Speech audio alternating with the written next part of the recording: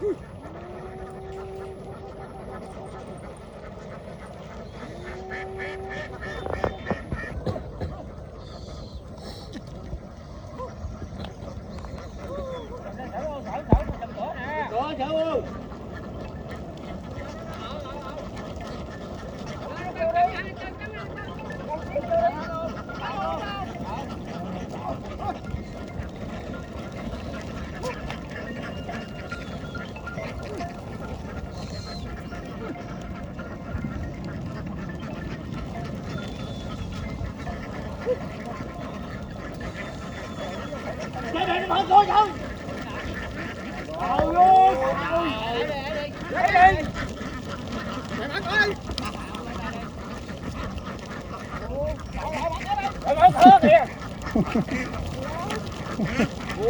chào.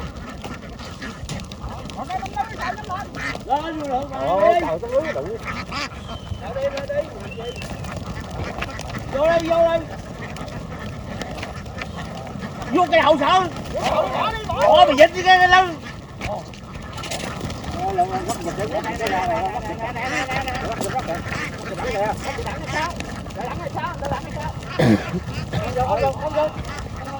Rồi lại đắm đi. Rồi đắm đủ cho chạy lên đi. Ồ mở.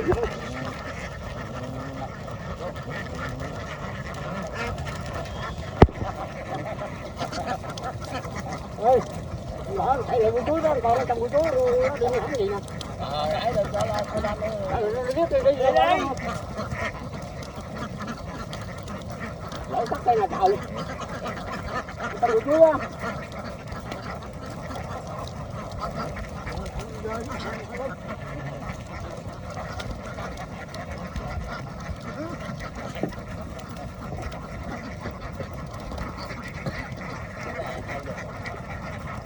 Rồi bao chút miếu mà được rồi nhăn nữa đi.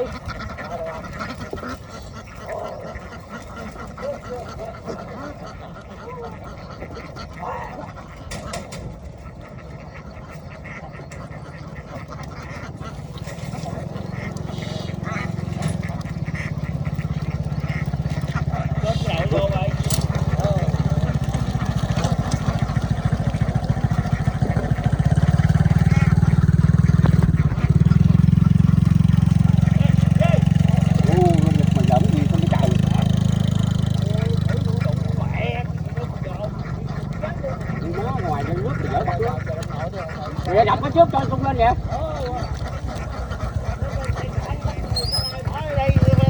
Cái nữa kìa, ra nữa giờ kìa.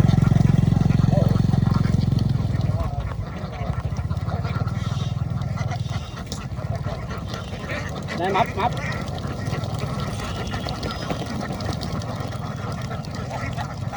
Dễ bắt luôn.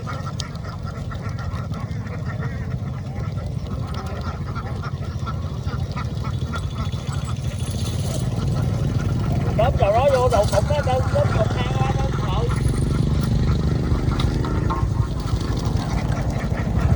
Tới đây lên đó hả?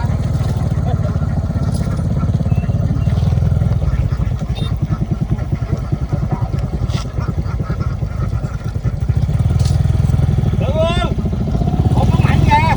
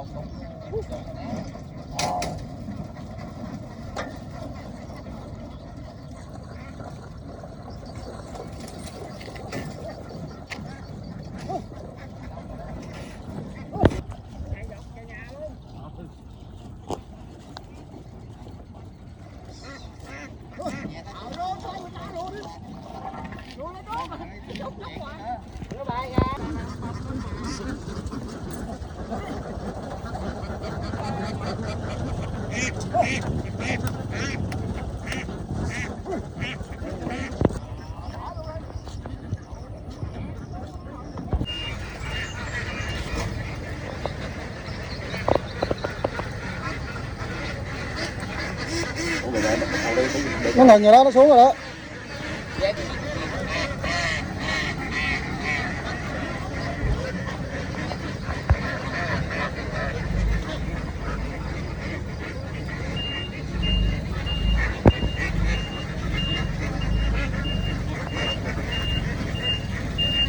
Mày đứng gì mà dòm gì sao thấy? Tự nhiên đứng ngay rồi làm.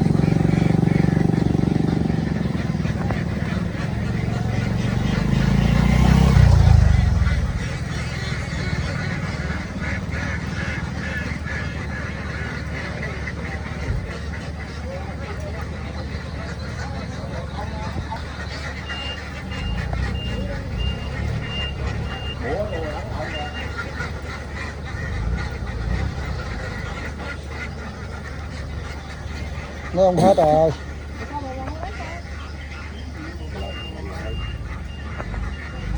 Thả xuống mương này rồi không người ghé lại đâu không?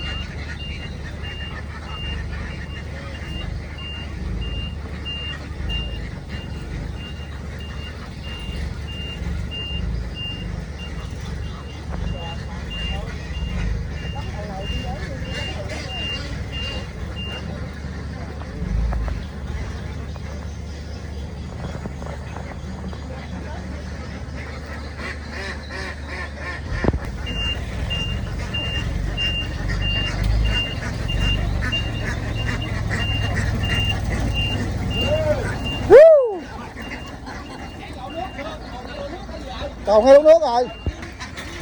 Tôi đứng giữ giật dưới này rồi á.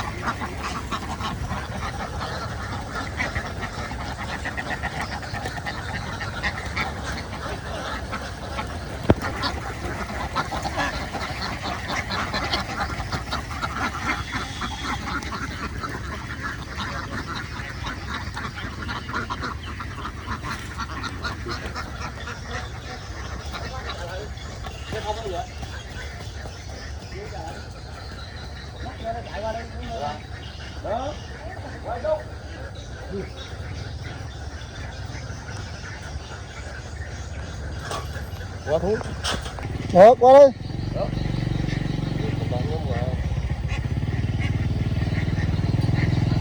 Ngâm cái đất đẩy luôn. Thử quen hả? Nó không thử quen ra.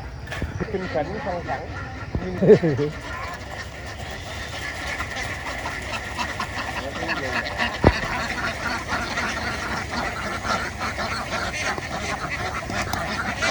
Rồi chị đi theo luôn đi, chị đi theo đi. Thôi giật đi luôn đi.